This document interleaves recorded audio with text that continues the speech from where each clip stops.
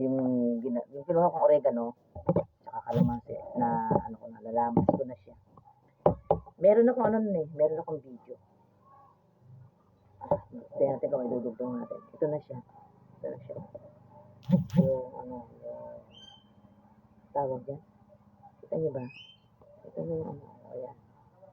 Yung aking nalamas na oregano na may kalamansi na yan. Ibang lasa niya, kaya lang. Naman talaga gamot, di ba? May lasa. Kaya ko yan. Tanda na ako para dyan. Ako talagang lagi ginagawa ko pagka ako'y nakakaramdam na ng ganito, sa lalamunan. Ayan, inumin ko na siya. Siguro ito 3 kutsara.